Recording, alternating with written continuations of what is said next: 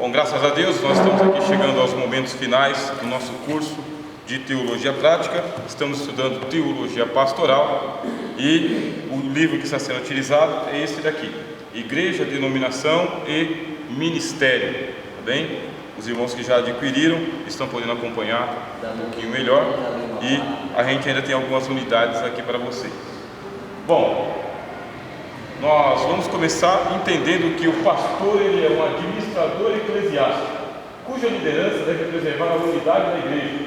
Daí é preciso ele conceituar igreja, denominação e ministério. Teologia pastoral é voltado para que o pastor da igreja ele se veja como um administrador das coisas de Deus. O apóstolo Paulo, escrevendo aos Romanos, no capítulo de número 12, disse que administrar a igreja é um dom do Espírito Santo e que é dado a cada um para aquilo que for útil. Primeira carta aos Coríntios, capítulo 12. Não dá simplesmente para chegar ao pastorado porque eu quero chegar ao pastorado, mesmo porque existem vários níveis de pastorado na igreja. Nosso pastor presidente, os pastores auxiliares, os pastores de congregação, existem vários níveis e é preciso o dom de Deus. Quando a gente fala em administração, a gente pode pensar logo em faculdade de administração, que é bom, porque a igreja, além de ela ser um organismo, ela é uma organização também. Uma formação voltada para a administração é muito bom para que o homem de Deus ele possa organizar esse lado social da igreja, esse lado administrativo. Mas não basta por causa que a igreja ela é a casa de Deus e quem dá o dom do Espírito Santo é Deus. O que está acontecendo é que tem bastante gente que é capacitado para administrar uma empresa, mas quando ele vem administrar a igreja, tem alguns detalhes da vida da igreja que são muito diferentes de uma empresa. A igreja não pode ser administrada como uma empresa somente, entendeu? Ela tem que ser administrada como ela realmente é, casa de Deus. Por isso, antes de pensar se eu tenho ou não uma formação em administração, eu tenho que pensar se eu tenho o dom do Espírito Santo para poder me tornar o pastor de uma igreja, o administrador da casa de Deus. Bom, o pastor da igreja, diferente de um administrador de empresa, ele tem que ter uma visão de unidade. Quando se fala em administração, se fala em visão sistêmica. O que é visão sistêmica? É aquela capacidade que o administrador tem de enxergar o sistema como um todo. O administrador ele não pode tomar atitudes isoladas sem levar em consideração que ele vai mexer em outra parte. Sempre que você mexe aqui, você influencia lá. Por isso que as empresas elas precisam de um administrador que tenha visão sistêmica, visão do sistema, o sistema como um todo, um sistema integrado. Quando a gente vem para a igreja, o pastor ele pode ter essa visão sistêmica? Sim, só que a gente chama de visão de unidade. Ele deve manter a unidade da igreja. Por quê? O adversário, o diabo, o demônio, ele sabe muito bem que para ele poder vencer qualquer igreja, basta ele implantar intrigas, dissensões, divisões, facções, contendas e toda sorte de corte que ele puder fazer. Se pelo menos o pastor e os seus auxiliares não tiverem visão de unidade, aí o diabo vence. Por isso que é necessário. Ora, eu vou olhar para a igreja como um todo, sabendo que quando eu mexer com uma pessoa, eu estou mexendo com uma família. Quando eu mexer com uma família, eu estou mexendo com os parentes desta família e eu estou mexendo com os amigos dos parentes dessa família. Eu tenho que mexer, sim, mas eu tenho que mexer, se necessário, por orientação do Espírito Santo e com muito cuidado também. Quer dizer, se for necessário, se Deus mandar e se realmente for necessário mexer, porque se faltar esta visão, aí o que acontecerá com o pastor? Ele vai cair para o preferentismo, ele vai dar preferência para uns e ele vai dar indiferença para os outros. Infelizmente a gente sabe que esta é uma realidade em muitos circuitos cristãos, em muitas igrejas, em que os pastores caem nessa armadilha, dão preferência para uns e desprezam os outros. É muito difícil você encontrar um pastor centrado, é difícil, tá? Um pastor centrado, que está no centro, que atende, primeiramente, se necessário, segundo, porque Deus mandou e com muito cuidado. é difícil. Geralmente você percebe que o pastor ele se dedica mais a uma área e ele deixa as outras a desejar. E é nessa brecha aí que vem os adversários e tomam conta do espaço. Bom, nessa aula de conclusão, o que nós vamos ver? Que precisamos conceituar a diferença entre igreja, tá bem?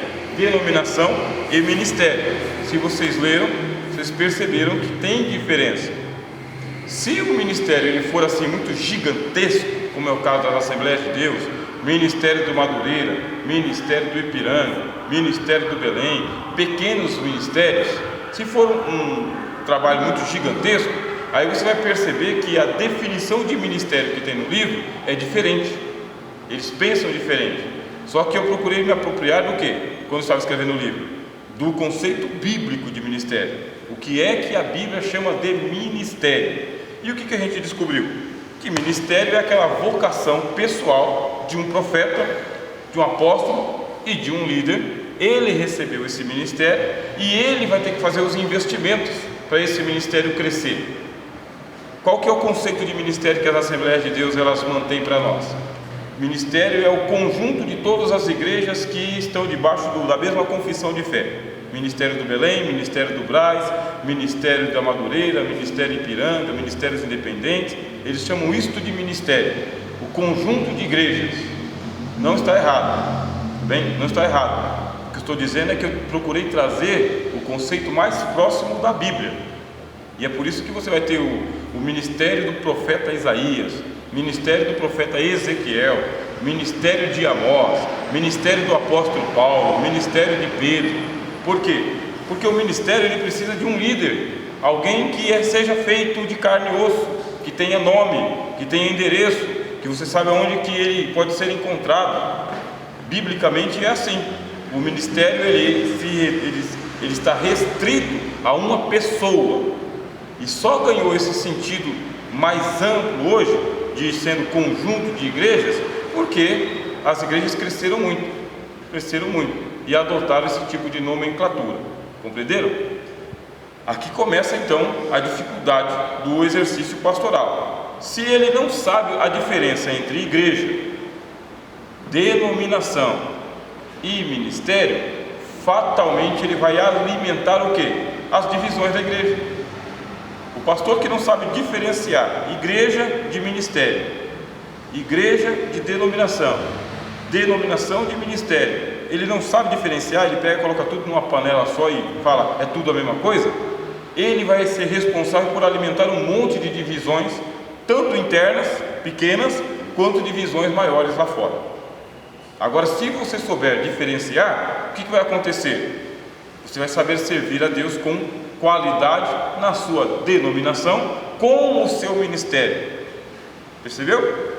Você serve a igreja dentro da sua denominação com o ministério que Deus te deu. Deus te deu o ministério da música, Deus te deu o ministério na oração, Deus te deu o ministério no serviço social, no ensino. Deus deu um ministério particular para cada servo dele. A Bíblia deixa claro que não deu para todo mundo, tá? Quer dizer, não são todos apóstolos, não são todos profetas, não são todos evangelistas, não são todos pastores. Deus é que escolheu quem vai exercer essas funções de administração, de governo, de pastorado, de ensino. Deus escolheu.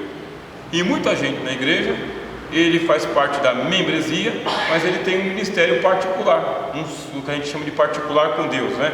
Ou vocação pessoal.